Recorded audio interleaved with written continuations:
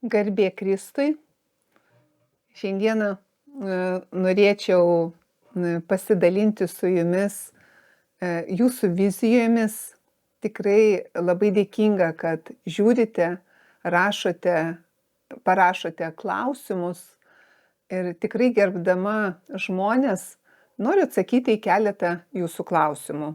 Aš ten bandau atsakyti raštu, parašyti, bet tikrai pripažįstu, man rašyti sunkiai išeina tom technologijom, nemoku lietuvybėmis rašyti, gali būti su klaidom rašau skubėdama. Tai jeigu kažkam ir parašiau, atrašiau ne visiškai teisingai gramatiškai, atsiprašau, nesupykite.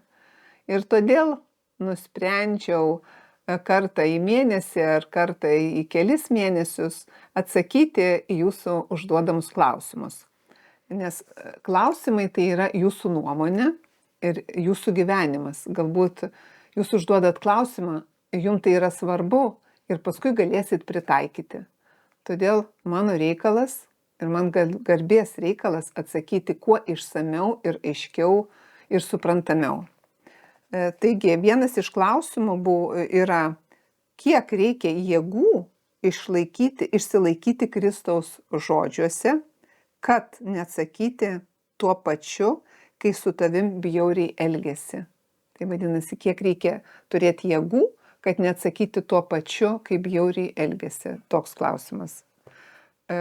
Suprantu, kad toksinė aplinka yra tikrai sudėtinga ir nemalonu mums žmonėm, bet suvokti ir suprasti, kad tas, kuris tą informaciją, tau sako, kuris nepagarbiai elgiasi, reikia suprasti, kad jis to pats savo viduj prisipildęs.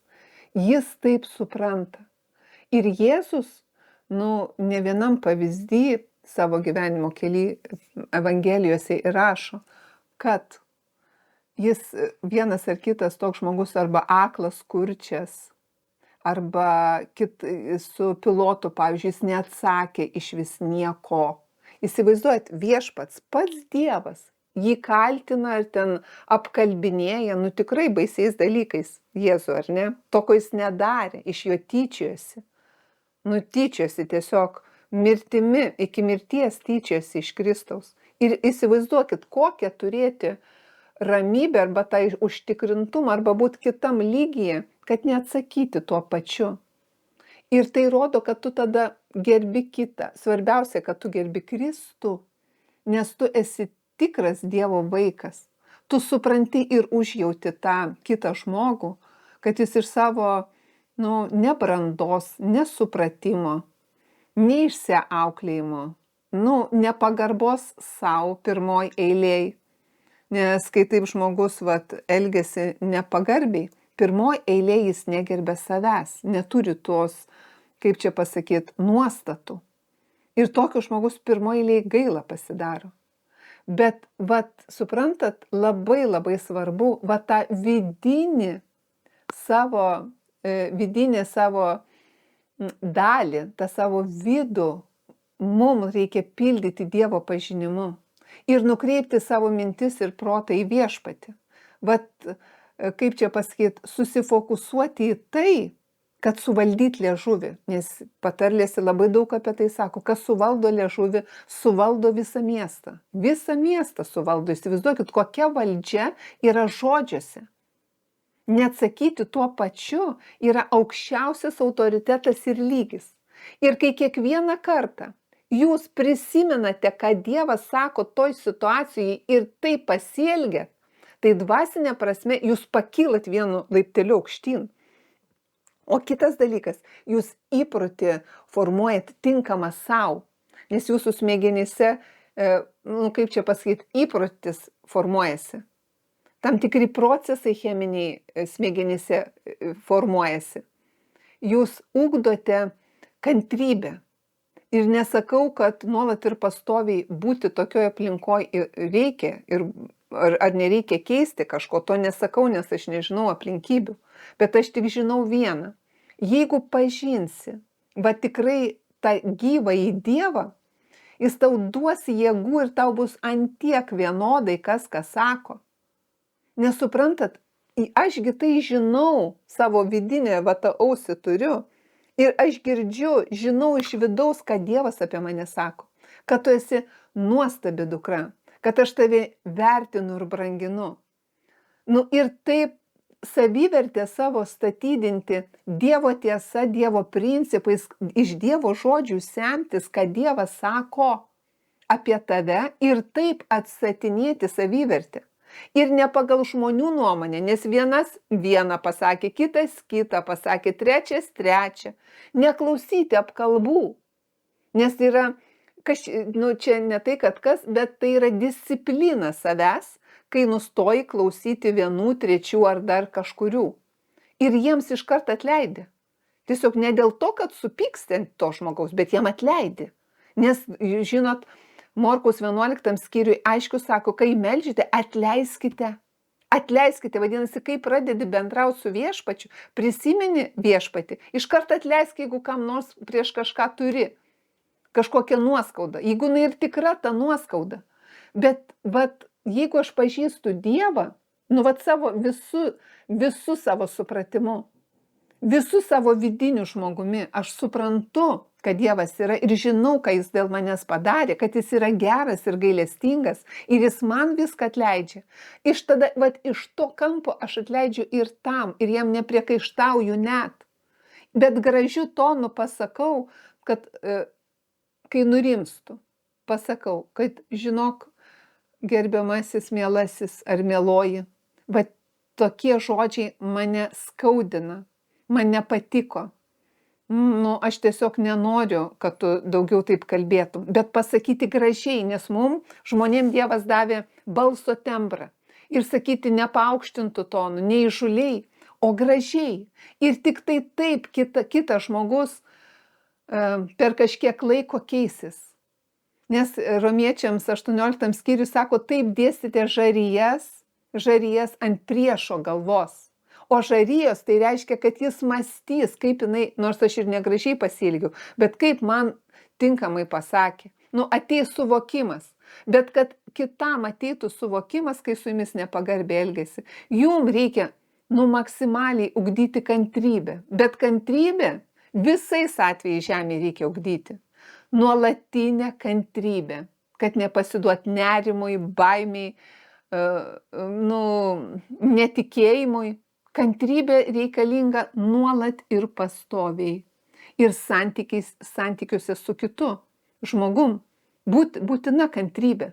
Man jos lygiai reikia taip pat. Aš būna dažnokai, kaip čia pasakyti, iš pusiausvyros išeinu ir ant vieno šeimos nario, tokio tolimesnio šeimos nario, ne iš artimos aplinkos, o tolimesnio, būna dažnokai pakeliu balsą. Nors žinau, kad neturiu to daryti, bet žinot, aš ką padarau, aš nesusivaldau, bet aš nurimstu ir paskambinu ir atsiprašau. Sakau, aš atsiprašau, kad nepagarbiai kalbėjau, kad nepagarbiai pasakiau, aš atsiprašau. Aš tikrai išmokau tą dalyką, jeigu ir nepagarbiai su kažkuo pasielgiau, pasakiau kažką, pasisakiau nepagarbiai.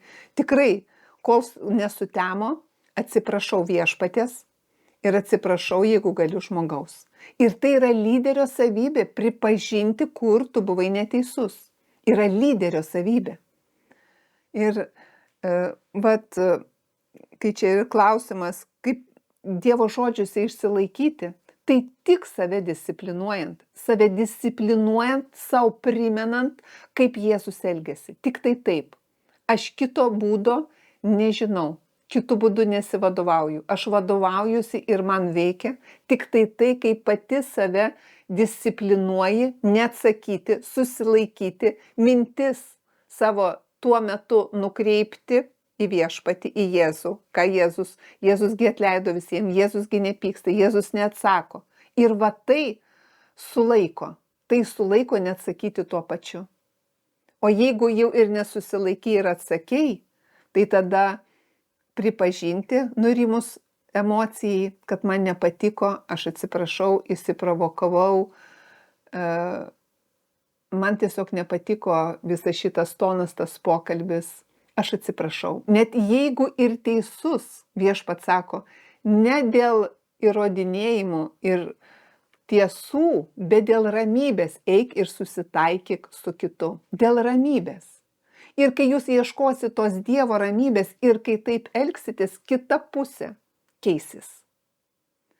Aš tikiu, kad atsakiau, jeigu dar bus neaišku, parašykite.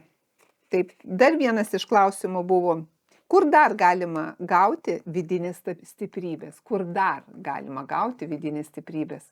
Nu, žinokit, aš tai nežinau kur. Aš žinau tik vienintelį Dievo žodžiuose, Dievo tiesoj, Dievo pažinime, vieninteliai vietoj.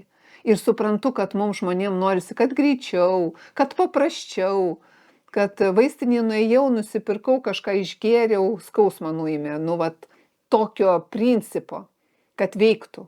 Bet suprantat, tai išugdo priklausomybės, kai ir ieško žmonės kitose vietose vidinės tos stiprybės arba vidinės ramybės ieško kai, o ne Dievo žodžiuose. Nes tai labai greitai į visas kitas priklausomybės gali nueiti, narkotikus, alkoholį, raminamuosius, kažkokius lošimus, priklausomus žaidimus, bet ten gyvenimo nebus.